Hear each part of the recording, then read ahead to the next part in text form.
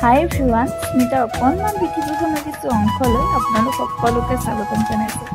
আশা কৰোঁ আপোনালোক ভালে আছে আৰু মোৰ বহুত বেছি ভাল। আজি আমি কলৈ গৈ আছো জানানে? ৰ'ব এতিয়াই টপ আপোনালোকে ভিডিঅ'টো সম্পূৰ্ণকৈ চালে গম পাব। আৰু এইজন হৈছে মোৰ এক্স আৰু এইজন হৈছে মোৰ দাদা। আমি আটাইকেইজন এতিয়া গৈ আছো।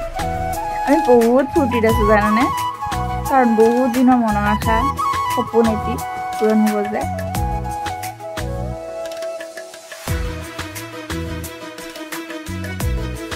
আৰু বহুত অপেক্ষাৰ অন্তত আমি পাই গ'লো মহামৃত্যুঞ্জয় মন্দিৰ। আপোনালোক সকলোৱে সেৱা ল'ব দেই মনৰ পৰা।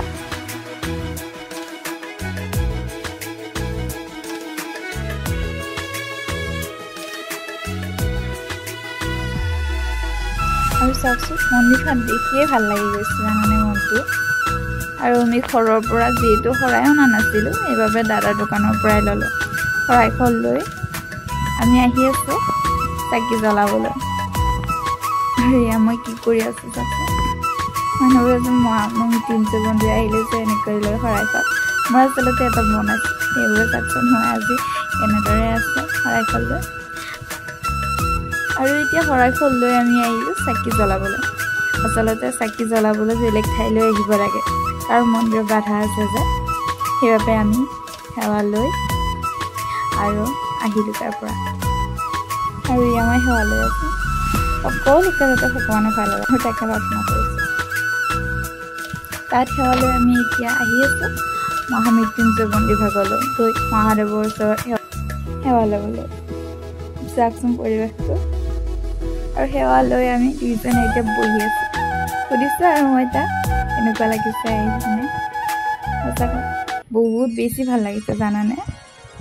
মনৰ আশা যে বহুত দিনৰ মনৰ আশা আছে জানানে আপোনালোকে, আজি সম্পূৰ্ণ হ'ল। মন্দিৰৰ চাৰিওকাষৰ চৌপাশ সঁচাকৈ মনোমোহা দৃশ্য। আমি চাৰিওকাষ দুই পাক ঘূৰিছোঁ, ঘূৰিব লাগে বুলি কয় আৰু সেইবাবে আমিও ঘূৰিছোঁ। আৰু চাওকচোন আপোনালোকেও সেই শুনিবা। তাৰপিছত মন্দিৰবোৰত ভোগৰ ব্যৱস্থা আছে বুলি ক'লে তাই পূজাৰী এজনে। আমিও গ'লোঁ ভোগ খাবলৈ। সঁচাকৈ খিচিৰিখিনি বহুত বেছি টেষ্টি আহিছিলে।